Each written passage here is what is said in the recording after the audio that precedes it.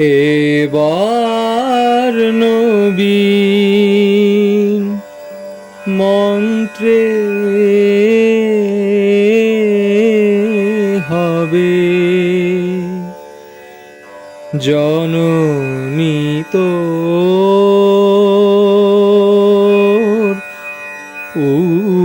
উদ্বোধন।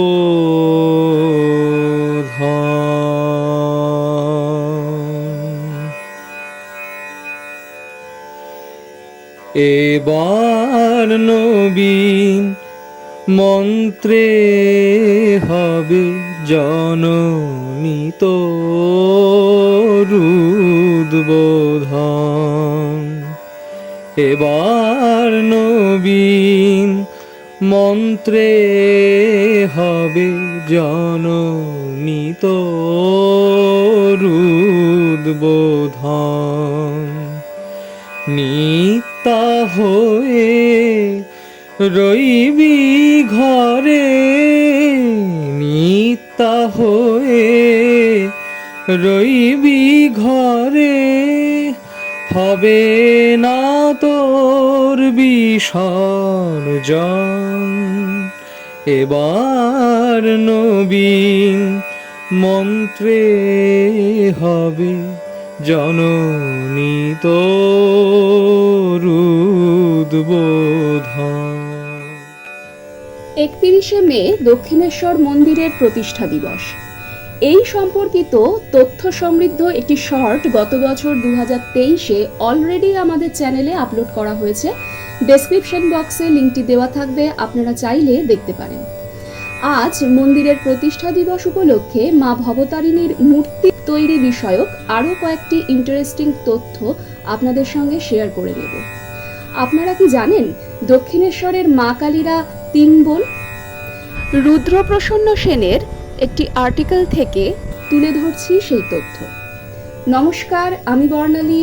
আপনারা আছেন দি ইটারনাল স্কাই, অনন্ত আকাশের মাঝে, আর নিজের মাঝেও আকাশকে রাখুন। দক্ষিণেশ্বর কালী মন্দিরে প্রতিষ্ঠিত দেবীর আসল নাম জগদীশ্বরী। সকল জাতির পুরুষ নারীর প্রাণ, কিন্তু রানী রাসমণির গুরু উমাচরণ ভট্টাচার্য দেবীর নাম দিয়েছিলেন ভবতারিণী। তিনি একসময় নবদ্বীপের পোড়ামাতলায় সাধনা করতেন। নিকটে কালী মন্দির, অধিষ্ঠাতা দেবী ভবতারিণী।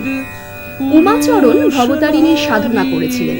তিনি তার আরাধ্যা দেবীর নামে দক্ষিণেশ্বর মন্দিরাধিষ্ঠাত্রী দেবীর নামকরণ করেছিলেন ভবতারিণী। ঠাকুর শ্রী রামকৃষ্ণ এই নামটি রক্ষা করেছিলেন। ঠাকুর শ্রী রামকৃষ্ণ যাকে মা বলে ডাকতেন, যাকে জল না খাইয়ে নিজে কিছু মুখে তুলতেন না, সেই মা ভবতারিণীর মূর্তি তৈরি করেছিলেন কাটোয়ার দাইহাটের নবীন ভাস্কর। 1855 সালে রানী রাসমণির ইচ্ছায় দাইহাটের বিখ্যাত ভাস্কর নবীন মা ভবতারিণীর মূর্তি তৈরি করেছিলেন। কলকাতায় গিয়ে মাসাধিকাল ধরে হবিষ্যান্ন খেয়ে নিষ্ঠা সহকারে মূর্তি তৈরির কাজ শেষ হলে রানী রাসমণির মন হলো দক্ষিণেশ্বরের মন্দিরের গর্ভগৃহের মাপে মূর্তি বেমানান হচ্ছে। রানী ফের নবীন ভাস্করকে আর একটু বড় করে মূর্তি তৈরির বরাত দেন।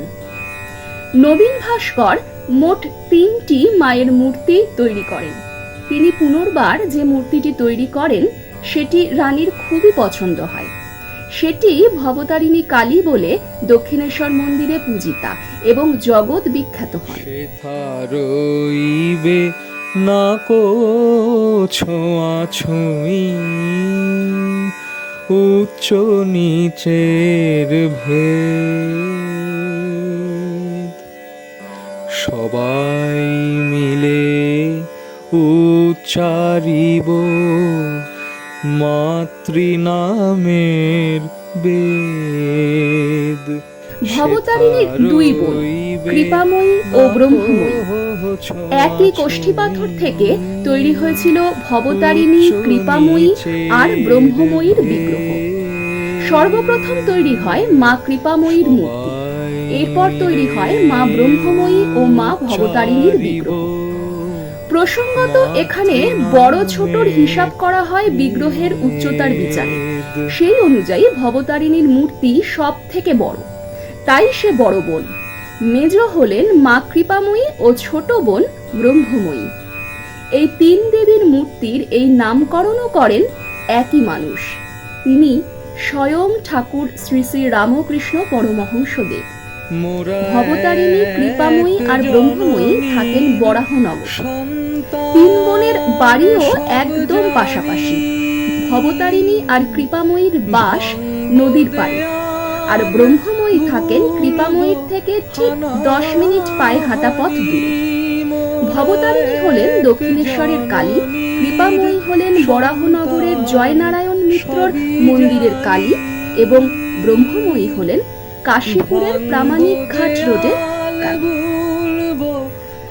তো বন্ধুরা, আপনাদের এই ছোট্ট করে মায়ের মূর্তি তৈরি বিষয়ক একটি তথ্য শেয়ার করলাম। আশা করি আপনাদের খুব ভালো লাগলো, আর ভালো লাগলে অবশ্যই লাইক করবেন এবং শেয়ার করবেন, আর চ্যানেলটিকে সাবস্ক্রাইব করে আমাদের সঙ্গে থাকবেন। নমস্কার। সমান হবে সর্বজন, বিশ্ব হবে মহাভারত, নিত্য প্রেমের বৃন্দাবন। এবার নবীন মন্ত্রে হবে জননীত